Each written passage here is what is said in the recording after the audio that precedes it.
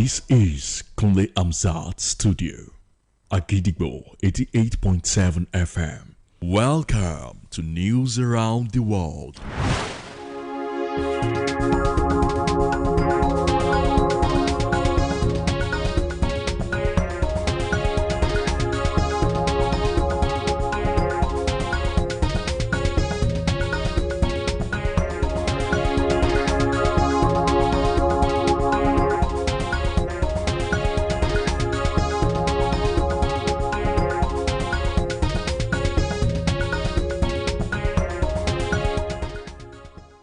Good evening, welcome to News Around the World on the most listened to radio station, Agidigbo 88.7 FM Ibadan. I am Wuraola Yusuf. The headlines: FRSC to penalize one-way drivers on Lagos-Ibadan Expressway. Oyo police arrest suspect over attack on commercial motorcyclist in Ibadan. Iran sentences Nobel laureate Nagis Mohammadi to 7 more years in prison. Sweden to tighten citizenship rules amid push to cut immigration. Osimhen fires Galatasaray past Rispor with 15th goal of the season. And now the details. The Federal Road Safety Corps has cautioned motorists on the Lagos-Ibadan Expressway against driving against traffic as repair works continue on the Kara Bridge, warning that offenders will be penalized regardless of their status. The Lagos Sector Commander of the FRSC, Mr. Kehinde Amzat, issued a warning today during an on-the-spot assessment of traffic congestion along the corridor while reacting to complaints that some security and government vehicles were still violating traffic rules. Amzat told newsmen that the act is unacceptable and an abuse of office.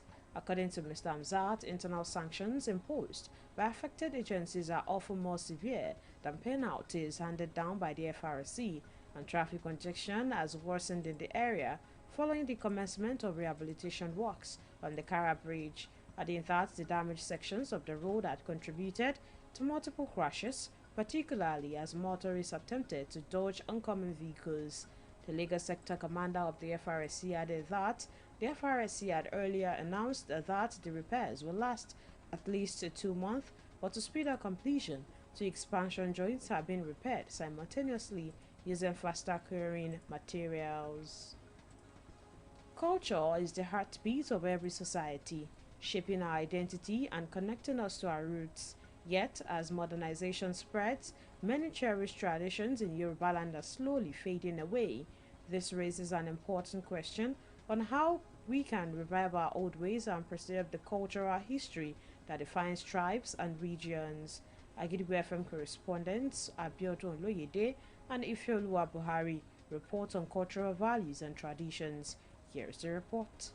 In Yoruba land, culture is the foundation of the identity of the Yoruba people, reflecting originality and traditional uniqueness. However, modern lifestyles and foreign influences are gradually pushing many of our traditions like language, dressing, food and herbs into the background. In the spirit of restoring the identity and tradition, families have been advised to teach the younger generations their native language, values and respect for elders. Schools and community leaders should also promote cultural festivals, traditional attire and indigenous arts to keep our history alive. In an interview with Agidigbo FM, Mr. Adeseye said that the Yoruba people should not forget their history in spite of the changes in the world. So I believe it's good for us to continue with change. Whatever is good from the past that we need to keep hold on.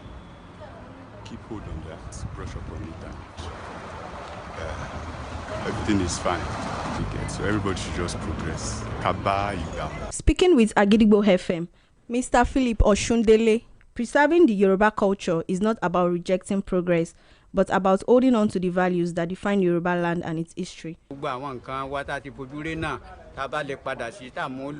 There are some old-fashioned edibles that we actually neglected, which are really working efficiently in the body system.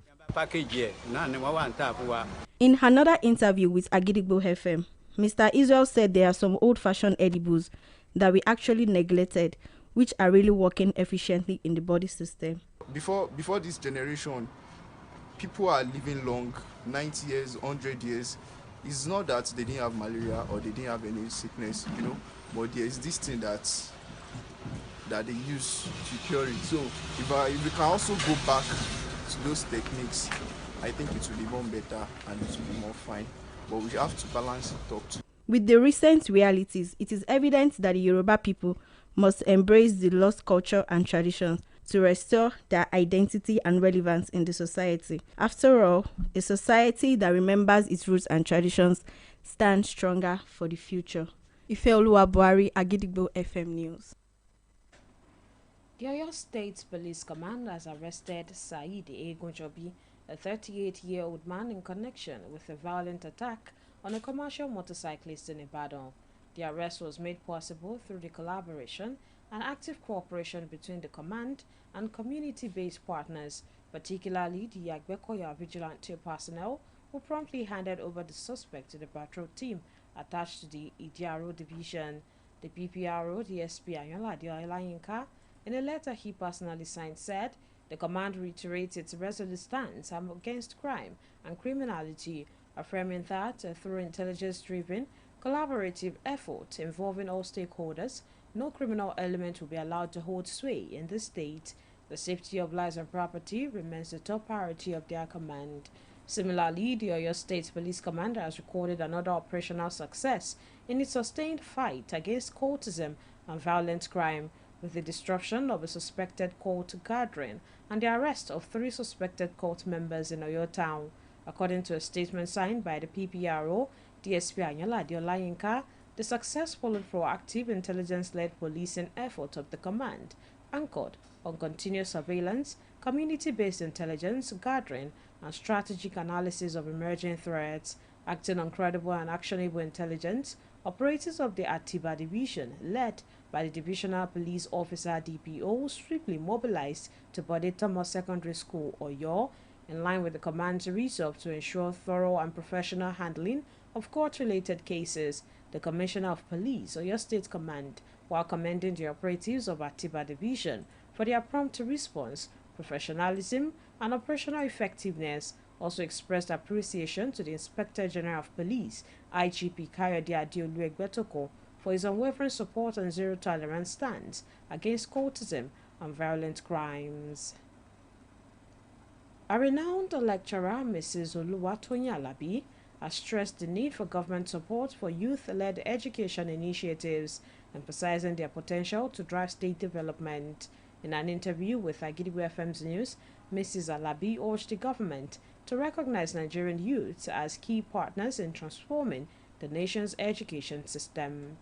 Young people can effectively contribute to shaping education system by actively participating in student governance, because curriculum that is attached to students or to young people, they are the main people that are participating, and they know the gap, they can fill the gap, they can see the gap that is in the educational system. And so in that way, in involving them in educational setting, we make them to see those gaps, and they can fill the gap because they are there. However, the renowned lecturer called on the government to ensure the sustainability of educational programs created for youth, advocating for proper awareness and maintenance. Now it is time to link up with our United Kingdom studio for the foreign news. News from Pelu studio at Gidigbo FM. United Kingdom. I am Olushola Damilola. Iranian Nobel laureate Najis Muhammad sentenced to 7 more years in prison after she began a hunger strike.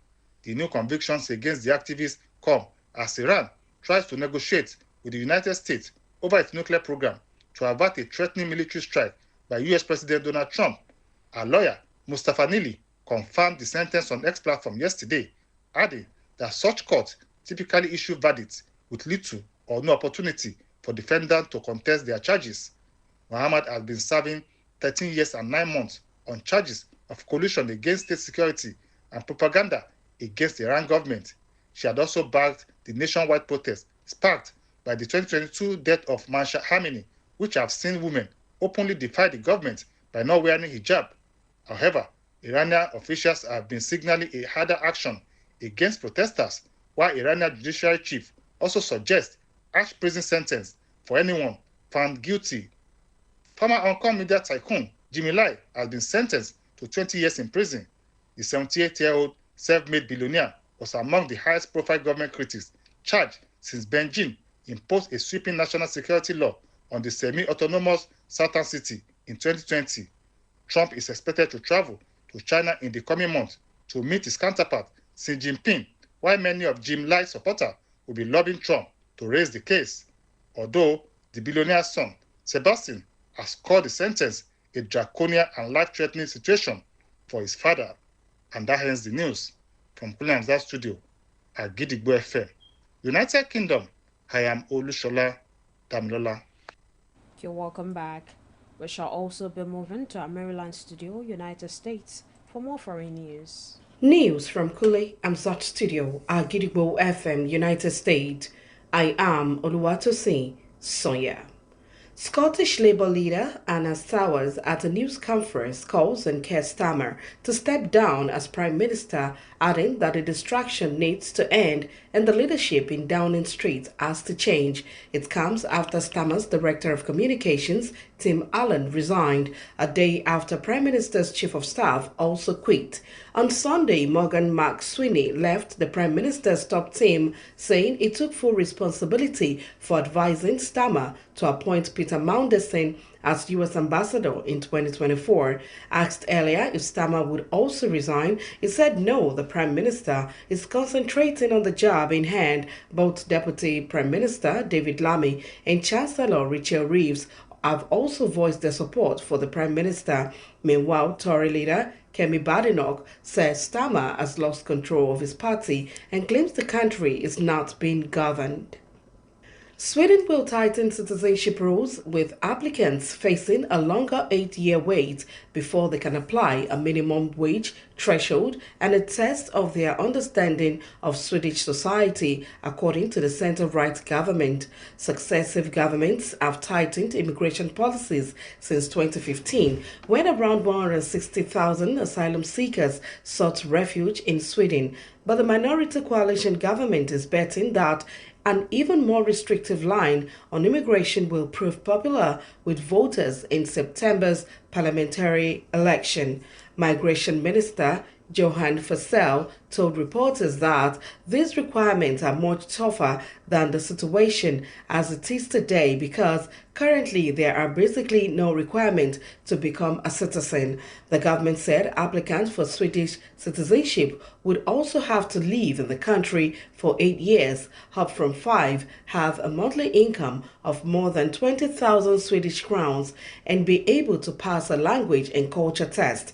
The new rules are expected to come into force on June 6. That is the news from Kule Amzat Studio at Gidigbo FM, United States. I am Oluwatosin Sonya. And now in the exciting world of sport, Victor Osimhen continued his fine scoring form for Galatasaray and netted his 15th goal of the season in a commanding 3-0 victory over Akojopo Iroyin in the Turkish Super League. The Nigerian international sealed the win with Galatasaray's third goal 11 minutes from time, extending his impressive run after also finding the net in the club's previous league match against Kayserispor. Osimhen has not scored 9 league goals for Okan Barouk's side this season, underlining his importance in Galatasaray's title push. The Istanbul Giants remain top of the Super League table with 52 points from 21 matches and will look to maintain their momentum when they host Eyüpspor on Friday. To wrap up the news this evening, here is a recap of the headlines. FRSC to penalize one-way drivers on Lagos-Ibadan Expressway. Oyo police arrest suspect over attack on commercial motorcyclist in Ibadan.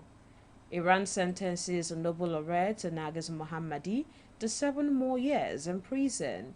Sweden to tighten citizenship rules amid push to cut immigration. Osimhen fires Galatasaray past Rizespor with 15th goal of season. Don't forget that you can listen to us live on our website www.agidigbo887fm.com. You can also download our mobile app on the Google Play Store and iOS. Simply search for Agidigbo 88.7 FM. Follow us on Facebook at Agidigbo 88.7 FM, on Twitter and Instagram at Agidigbo 887 FM, and subscribe to our YouTube channel. If you have news stories and tips for us, contact our newsroom on 070-8714-4865 or send us a mail on newsroom@agidigbo887fm.com. And before we go this evening, here is a quick tip. Sometimes good things fall apart, so better things can fall together.